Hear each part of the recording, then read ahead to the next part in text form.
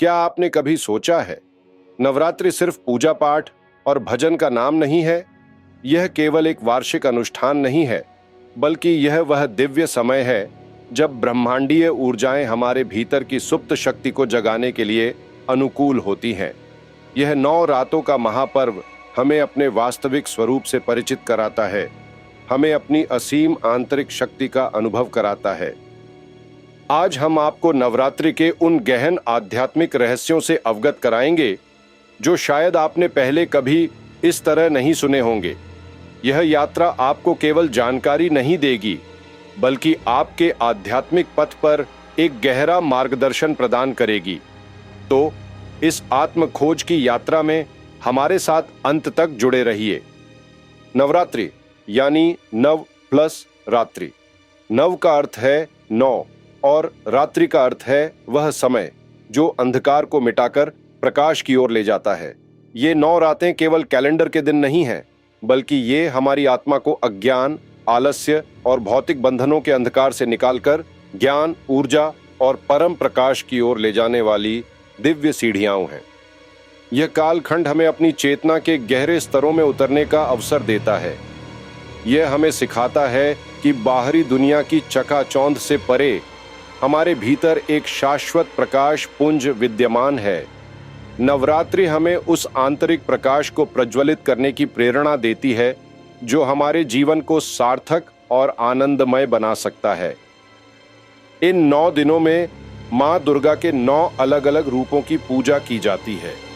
हर रूप एक नई सीख, एक नई शक्ति और एक नई आध्यात्मिक प्रेरणा का प्रतीक है। ये रूप केवल देवियां नहीं हैं, बल्कि ये हमारे भीतर की विभिन्न शक्तियों और गुणों के प्रकटीकरण हैं जिन्हें हमें जागृत करना है। पहले दिन मां शैलपुत्री की पूजा होती है। यह रूप स्थिरता, दृढ़ता और प्रकृति से जुड़ाव का प्रतीक है। आध्यात्मिक साधक के लिए यह मूलाधार चक्र के जागरण का संकेत है, जो हमारी नींव, सुरक्षा और अस्तित्व से संबंधित है। यह हमें अपनी जड़ों से जुड़ने और आध्यात्मिक यात्रा के लिए एक मजबूत आधार बनाने की प्रेरणा देती है। दूसरे दिन मां ब्रह्मचारिणी की आराधना की जाती है। यह तपस्या, वैराग्य और आत्म संयम का प्रतीक है। यह हमें सिखाती है कि आध्यात्मिक लक्ष्य की प्राप्ति के लिए एकाग्रता, अनुशासन और इंद्रियों पर नियंत्रण कितना आवश्यक है। साधक इस दिन अपनी संकल्प शक्ति को मजबूत करता है। तीसरे दिन मां चंद्रघंटा की पूजा होती है। यह रूप आंतरिक शांति, साहस और नकारात्मक शक्तियों पर विजय का प्रतीक है। इनके मस्तक पर अर्धचंद्र घंटा है, जो हमें बताता है कि ध्यान और साधना से मन की चंचलता को शांत किया जा सकता है। यह हमें भयमुक्त होकर अपने पथ पर आगे बढ़ने की शक्ति देती है। चौथे दिन मां कूष्मांडा की उपासना की जाती है। इन्हें ब्रह्मांड की जननी माना जाता है, जो अपनी मंद मुस्कान से सृष्टि का निर्माण करती हैं। ये हमें सिखाती हैं कि हमारे भीतर भी सृजन की असीम क्षमता है।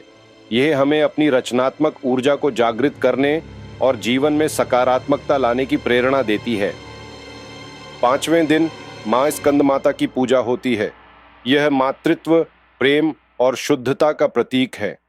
यह हमें सिखाती हैं कि निस्वार्थ प्रेम और करुणा ही सर्वोच्च आध्यात्मिक गुण हैं। यह हमें अपने भीतर के बच्चे को पोषित करने और शुद्ध हृदय से साधना करने की प्रेरणा देती है। 6ठे दिन मां कात्यायनी की आराधना की जाती है। यह रूप साहस, शक्ति और आंतरिक बुराइयों पर विजय का प्रतीक है। यह हमें अपने अहंकार, क्रोध, लोभ और मोह जैसी नकारात्मक वृत्तियों का सामना करने और उन्हें पराजित करने की शक्ति प्रदान करती हैं। यह हमें धर्म के मार्ग पर अडिग रहने का संदेश देती है। 7वें दिन मां कालरात्रि की उपासना की जाती है। यह रूप अज्ञान, अंधकार और भय का नाश करने वाला है। यह हमें सिखाती हैं कि आध्यात्मिक पथ पर आने वाली बाधाओं और आंतरिक भय को कैसे दूर किया जाए।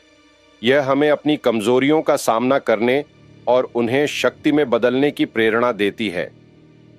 8वें दिन मां महागौरी की पूजा होती है। यह रूप पवित्रता, शांति और मोक्ष का प्रतीक है। यह हमें बताती हैं कि तपस्या और साधना से आत्मा शुद्ध होती है और परम आनंद की प्राप्ति होती है। यह हमें अपने कर्मों को शुद्ध करने और आध्यात्मिक उत्थान की ओर बढ़ने का मार्ग दिखाती है। 9वें दिन मां सिद्धिदात्री की आराधना की जाती है। यह सभी प्रकार की सिद्धियों और आध्यात्मिक पूर्णता की दाता है। यह हमें सिखाती हैं कि निरंतर साधना और भक्ति से हम अपने जीवन के सभी लक्ष्यों को प्राप्त कर सकते हैं। यह हमें आत्मज्ञान और परम सत्य की प्राप्ति की ओर अग्रसर करती है। कई लोग सोचते हैं कि व्रत का मतलब सिर्फ खाने पीने की सीमाएं हैं, लेकिन असल में व्रत का अर्थ है संयम, साधना और तपस्या। यह केवल शारीरिक उपवास नहीं, बल्कि मन, वचन और कर्म का उपवास है। यह हमें अपनी इंद्रियों पर नियंत्रण स्थापित करने और अपनी ऊर्जा को भीतर की ओर मोड़ने का अभ्यास कराता है। जब हम 9 दिन तक व्रत रखते हैं तो हम सिर्फ भोजन पर नियंत्रण नहीं रखते, बल्कि अपने विचारों, भावनाओं और इच्छाओं पर भी नियंत्रण सीखते हैं।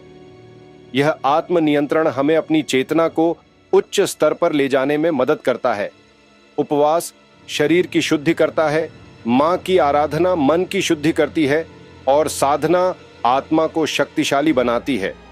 ये 9 दिन हमें बताते हैं कि असली ताकत बाहरी भोग में नहीं, बल्कि आत्मा को जागृत करने में है। यह तपस्या हमें भौतिक इच्छाओं से ऊपर उठकर आध्यात्मिक आनंद का अनुभव कराती है। क्या आप जानते हैं कि नवरात्रि हमेशा मौसम बदलने के समय आती है? चाहे चैत्र नवरात्रि हो या शारदीय नवरात्रि, यह समय शरीर को डिटॉक्स करने का सबसे सही वक्त है। यह वह संक्रमण काल होता है जब हमारा शरीर बाहरी वातावरण के साथ तालमेल बिठाने का प्रयास करता है। इस दौरान हमारी पाचन शक्ति कमजोर होती है और शरीर को हल्के भोजन की आवश्यकता होती है। जब हम व्रत में हल्का और सात्विक भोजन करते हैं तो शरीर नई ऊर्जा से भर जाता है, पाचन शक्ति सुधरती है, प्रतिरोधक क्षमता बढ़ती है और मन अधिक शांत और स्थिर हो जाता है। आज विज्ञान भी मानता है कि इंटरमिटेंट फास्टिंग और डिटॉक्स शरीर के लिए बेहद लाभकारी हैं। यह शरीर को विषमुक्त करता है और कोशिकाओं को पुनर्जीवित करता है। यही तो हमारे ऋषि मुनियों ने हजारों साल पहले समझ लिया था। उन्होंने इस प्राकृतिक प्रक्रिया को आध्यात्मिक साधना से जोड़कर एक पूर्ण जीवन शैली का निर्माण किया। नवरात्रि का हर दिन हमें भीतर झांकने का अवसर देता है। यह केवल बाहरी पूजा नहीं, बल्कि हमारे भीतर चल रहे शुभ और अशुभ वृत्तियों के युद्ध का प्रतीक है। मां दुर्गा का महिषासुर मर्दन हमें सिखाता है कि हमारे भीतर भी अहंकार, क्रोध, लोभ, मोह और काम जैसे महिषासुर छिपे हैं, जिन्हें हमें अपनी आंतरिक शक्ति से पराजित करना है।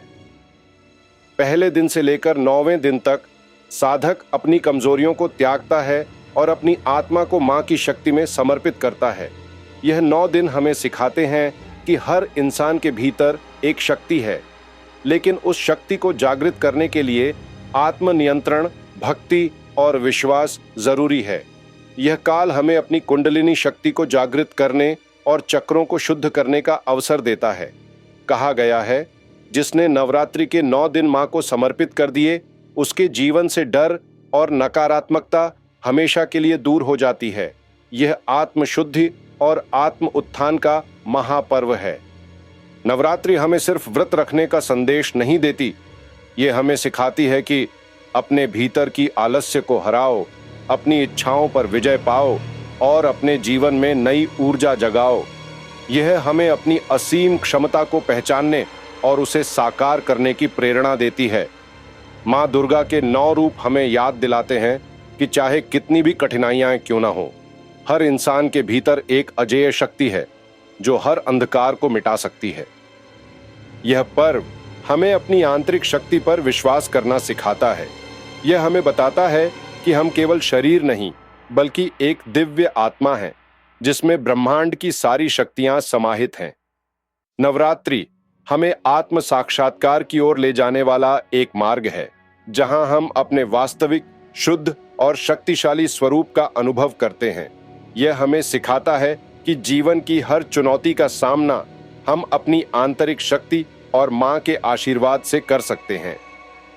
नवरात्रि केवल एक त्योहार नहीं, बल्कि एक गहन आध्यात्मिक रूपांतरण का अवसर है। यह हमें अपनी चेतना को ऊपर उठाने, अपने मन को शुद्ध करने और अपनी आत्मा को परमात्मा से जोड़ने का मार्ग प्रशस्त करता है।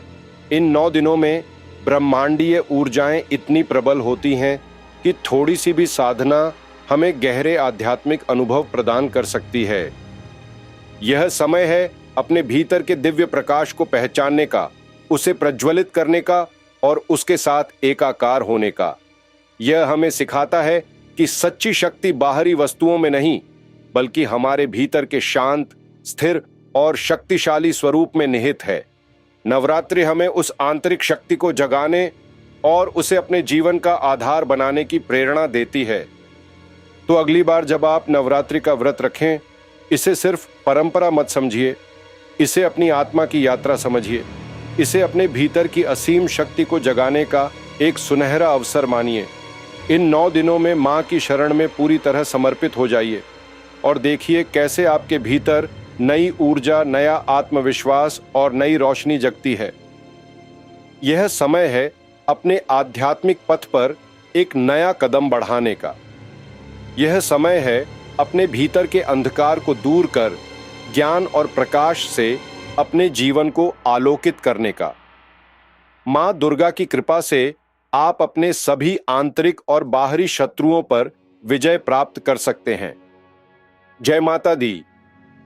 अगर आप भी मां दुर्गा की असीम कृपा और अपनी आंतरिक शक्ति का अनुभव करना चाहते हैं तो अभी कमेंट में लिखिए जय माता दी और इस दिव्य ऊर्जा को अपने जीवन में आमंत्रित करें।